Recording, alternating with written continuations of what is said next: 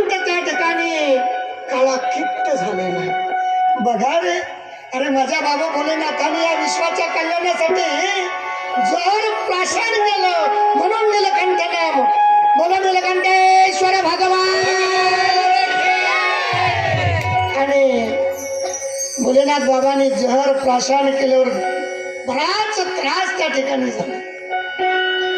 नंतर त्या ठिकाणून पुनश्च लक्ष्मी बाहेर पडली महाराज. लक्ष्मी कोण घेणार, कोण घेणार? दैत्य म्हणले आम्ही घेणार, ऋषी म्हणले आम्ही घेणार. माता चौकड फिरते, मला कोण घेणार, मला कोण घेणार, मला कोण घेणार, मी कोणाकडे जाऊ, मी कोणाकडे जाऊ? दैत्य म्हणले इतनी सुंदर नारी तो हमें चाहिए, लेकिन माता कहती हो मेरे दिल पे है, मैं किसको माला पहनाऊं? और वो विष्णु भगवान के पास रुक जाती है.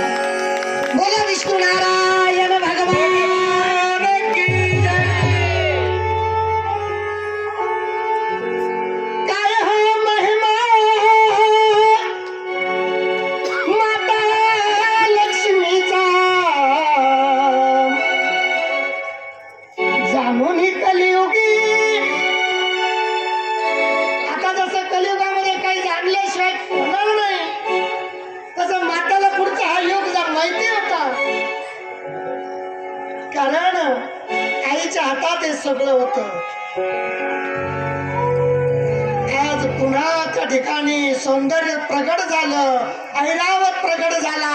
अनेक मल पदार्थ अनेक त्या ठिकाणी पडू लागले. चांगलं चांगलं चालाखीनं विष्णू भगवंतांनी ऋषीला द्यावं, देवाला द्यावं. गेलेलं सगळं वैभव, गेलेलं सगळं वैभव भगवंतानी त्या ठिकाणी एक पुनश्च मोहनी प्रगट झाली आणि सांगितलं आता जे पदार्थ वाटल्या जातील या मोहनीच्या रूपानं सर्व खाली बसा म्हणले. आता खूप काही पदार्थ निघले, अमृत निघलं. 2 कलश त्या ठिकाणी बाहेर पडले. आता सुलोनामा झाला. आपल्या भाषात एकत्रित आले. राक्षस कधी एकत्रित येतो राजा भाऊ. तुम्हाला नाही कळलं, उद्या भेटा तुम्ही. आणि चांगले माणसं चांगले माणसं कधीच एकत्र येणार नाही, ते काड्याच करीत राहतात, काड्याच. पण मोहन येणं बरोबर केलं, नारायण होते ते. चांगला कलश घ्यायचा, चांगलं जे जे ते यांना द्यायचं, वांगले ते दैत्याला द्यायचं.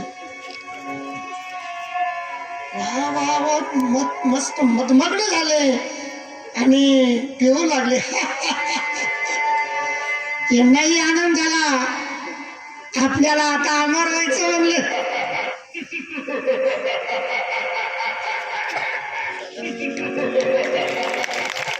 मुलीनं असं सुंदर कृत्य केलं. दैत्याच्या लक्षात यायला लागलं काहीतरी भानगड तर नाही ना, आपण चेक केलं पाहिजे. राहू केतू चालक होते, राहू केतू हाती चालक. यामधून अमृत बाहेर पडलं होतं आणि हे अमृत पिण्यासाठी ऋषींचं रूप धरून, देवाचं रूप धरून या ठिकाणी देव लोकांमध्ये अगदी येऊन बसलेले. आणि हे जे पिलेलं अमृत है ना, बस बांटना हो गया. और राहु जोर जोर से हंसने लगा.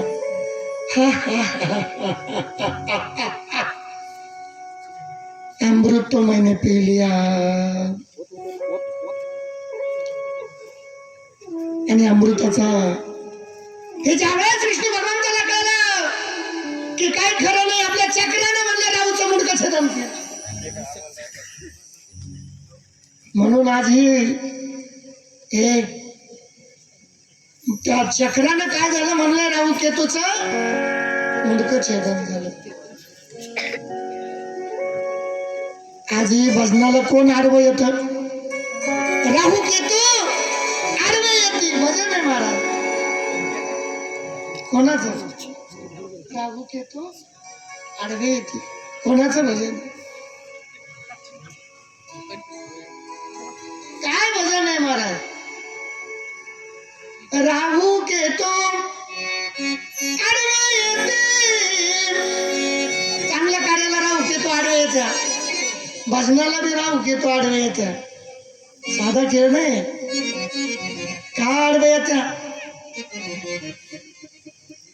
आणि आपण धारणखेडा नगरीमध्ये असा हा सोहळा बघतोय या सोहळ्याचा आपण साक्षीदार आहे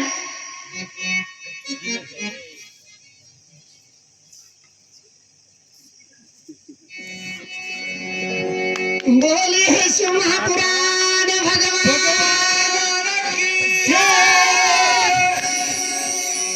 आणि अशा प्रकारे महाराज देवी देवतांचं कल्याण झालं तो कलश 4 ठिकाणी मोहनी घेऊन गेली पण पळता पळता पळता 4 गुण ज्या ठिकाणी पडले वही पे कुंभ भरता है भगवान ने तो ऐसी कृपा कर दी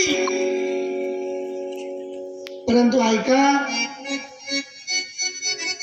दैत्य कसे खायला लागले आणि कसे प्यायला लागले तोंड भरायला लागले अंगावर सांडायला लागलं वचा वचा भरायला लागले दैत्य दैत्यच राहत्या जे दैत्यला पत्रावर घ्यायचे आणि फेकून देते ते दैत्य म्हणून मापात घेतलं पाहिजे हे किती खायचे आकाश